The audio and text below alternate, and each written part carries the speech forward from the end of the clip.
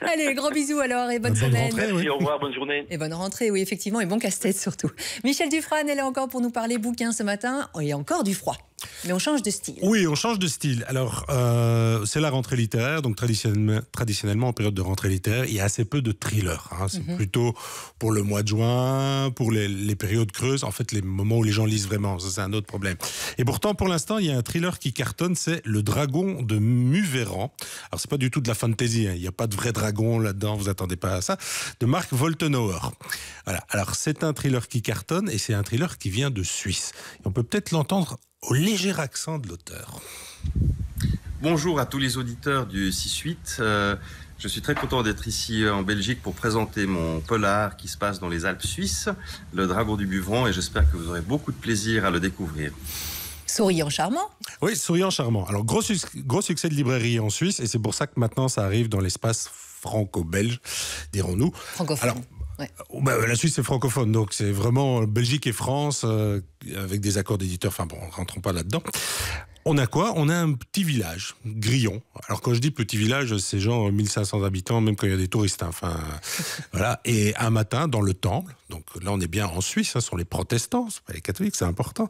On découvre un cadavre nu dans une position christique avec un extrait de la Bible planté dans le couteau qui lui est planté dans le corps. Et voilà, l'enquête commence. Nous avons un flic qui habite justement dans la ville, qui mène l'enquête. Alors ce qui est intéressant, c'est que c'est pas un flic, il n'est pas alcoolique, il n'est pas bedonnant, il n'est pas divorcé, il n'a pas de problème avec des enfants qui fuguent. Non, il est en couple, il a un chien. Il s'inquiète un peu parce qu'il devient grisonnant, qu'il va avoir la quarantaine. Il a une vie pépère. Il a son équipe et ça se passe bien.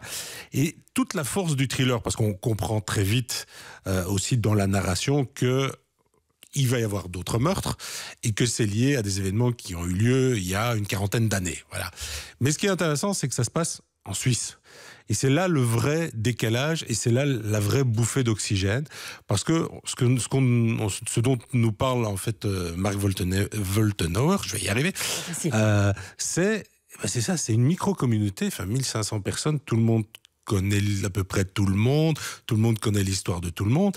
C'est la Suisse, donc il y a l'importance des alpages, des laiteries, de ceci, du café du coin, enfin tout genre de choses. Et donc c'est horrible, on commence à douter de tout le monde. Alors on commence à douter de tout le monde, et je dis, c'est du thriller, c'est très classique.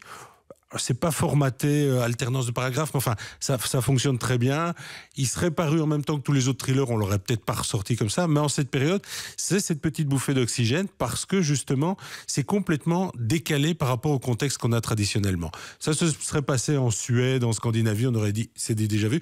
Non, ça se passe en Suisse. Donc il y a plein d'éléments locaux qui mettent une drôle de couleur. Donc justement, la place de la religion. Alors ce qui est intéressant, c'est que l'auteur a fait des études de théologie, donc il joue énormément là-dessus. Il y a plein de petites références. Le choc culturel, vous le disiez, la francophonie. Oui, mais c'est des francophones, mais c'est des Suisses. C'est autre chose. C'est pas les mêmes références. Ça se passe pas de la même façon. Tous les rapports sociaux sont différents, sont sensiblement différents et tout. Et c'est ça qui est vraiment intéressant. Donc on est immergé dans un village, dans la montagne, en septembre, en Suisse. On suit une enquête qui est, somme toute, très traditionnelle, avec... Si on met tout à plat, on se dit, il y a quand même des coïncidences, ça arrange bien, enfin voilà, mais ça on l'a sur la plupart des thrillers.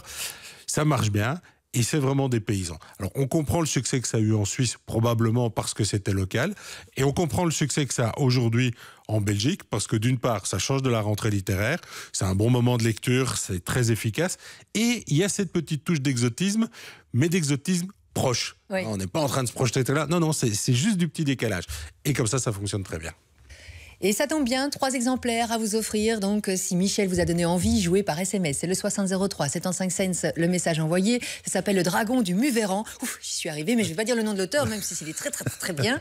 Envoyez Dragon au 6003, nom, prénom, coordonnées complètes, 75 cents, le message envoyé. 3 exemplaires, donc 3 gagnants tirés au sort. Bonne chance, tirage au sort justement dans quelques minutes. On parle des émissions télé. C'est l'anniversaire de Michel